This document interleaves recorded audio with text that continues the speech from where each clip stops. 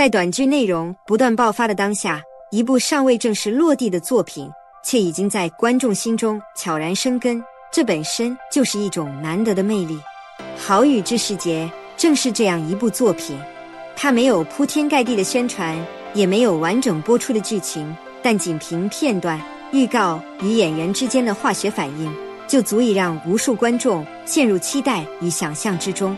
尤其是王浩真与苟玉新的组合，被不少观众称为命中注定的情绪共鸣体。他们的每一次对视，每一个细微的情绪变化，都仿佛在传递一个未说出口的故事。在信息过载的时代，观众的注意力变得越来越稀缺。然而好雨之时节却能在尚未完整上线的情况下引发讨论，这背后有几个关键原因。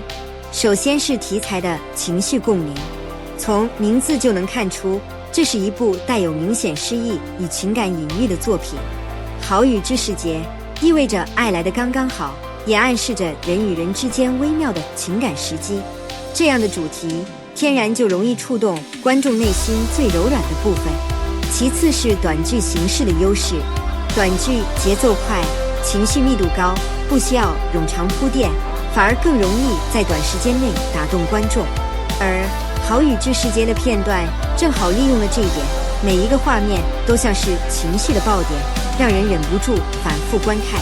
更重要的是，它留下了足够多的空白，这种未完成感反而激发了观众的想象力，让每个人都在脑海中补全属于自己的故事版本。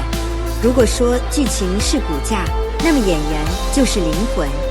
好雨之时节之所以令人沉迷，很大程度上来源于王浩真与苟玉新之间的张力。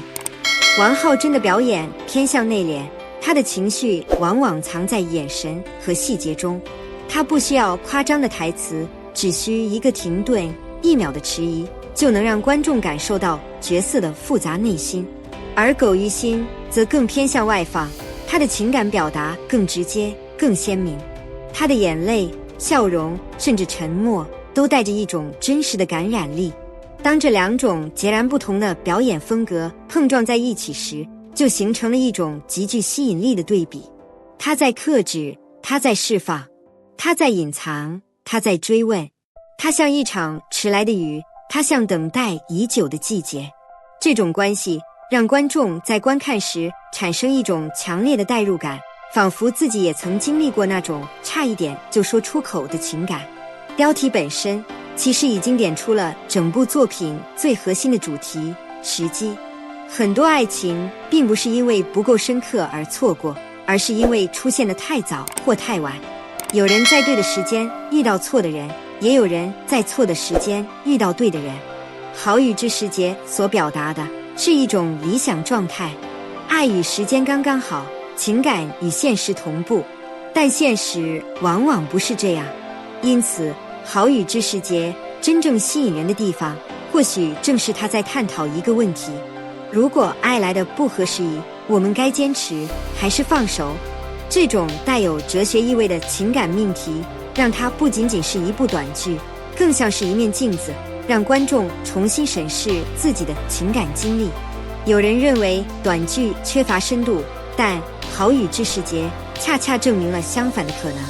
短剧的优势在于，它不需要讲完整的人生，而是专注于某一个情绪瞬间，而情绪往往比情节更有力量。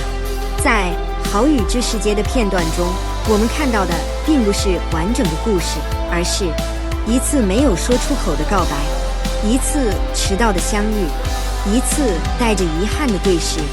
这些碎片看似零散，却在观众心中拼接成完整的情感体验。也正因为如此，它更贴近现实。现实中的爱情本来就不是连贯的剧情，而是由无数片段组成。好雨之时节的特别之处还在于，它让观众成为了创作者。在评论区、社交平台上，观众不断猜测剧情发展，他们最终会在一起吗？是否曾经错过？那场雨究竟象征着什么？每个人都在用自己的经历去填补剧情的空白。这种参与感让观众不仅是观看者，更是故事的一部分。也正因为如此，等待上线这件事本身已经成为一种情绪体验。很多作品之所以难以打动人，是因为它们过于设计，而《好雨之时节》给人的感觉却是它不像演的，更像发生过的。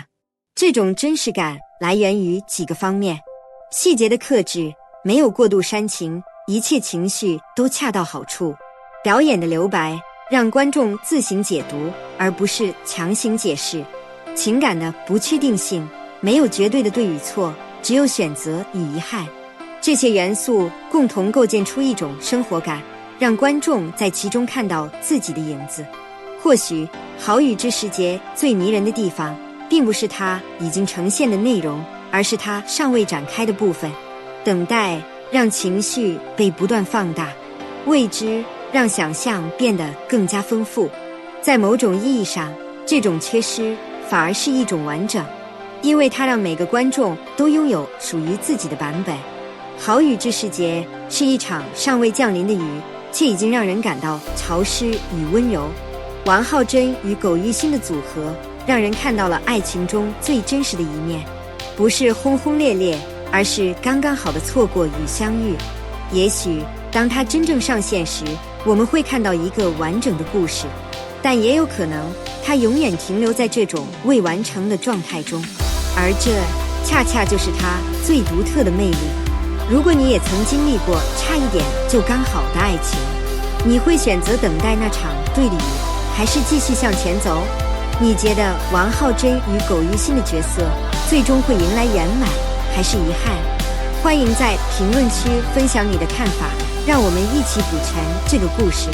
如果你喜欢这样的深度解析与情感分享，别忘了点赞、订阅频道，并开启通知。我们下一个故事再见。